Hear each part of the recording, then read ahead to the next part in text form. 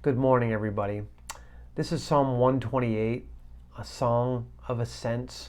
This is a pilgrim song being sung by people traveling to worship, traveling to align themselves to God's will, to kind of come into God's presence in a fresh new way. That's what these festivals represented for these families that would travel to Jerusalem. Let me read it with that in mind. Blessed are all who fear the Lord, who walk in obedience to him. You will eat the fruit of your labor. Blessings and prosperity will be yours.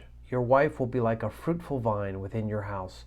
Your children will be like olive shoots around your table. Yes, this will be the blessing for the man who fears the Lord. May the Lord bless you from Zion. May you see the prosperity of Jerusalem all the days of your life. May you live to see your children's children.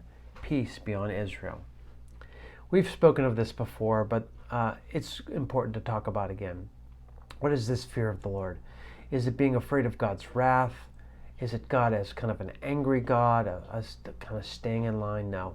This concept aligns best with the concept of flourishing. What does it mean to fear the Lord?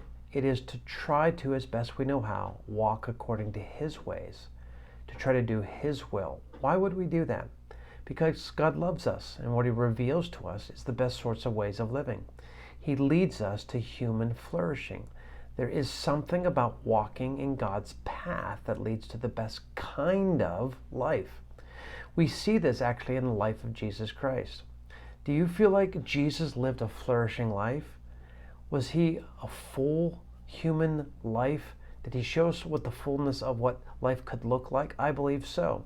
And so now we apprentice ourselves to Jesus to say to him, Jesus, would you teach me how to live as you lived?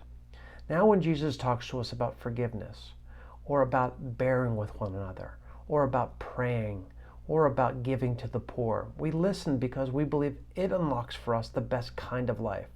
Now that doesn't mean we won't suffer or have hard things happen to us, but it does mean that this life that we align with God's will, we're with God in the midst of our suffering. He is the one that provides for us, protects us, walks with us in this life. So this psalm I love is the confidence of it as I learn to align myself with God, with his ways, with his will, as I study his word, as I listen to his spirit. He leads me like a good shepherd to what? Green pastures and quiet waters, a place of abundance where I lack nothing. The Psalm 128 is basically confessing the same thing as Psalm 23. So today, go with confidence as you try to, as best you know, discern God's will, because you know that leads you to the best sort of life. God blesses that sort of life. Grace and peace to you.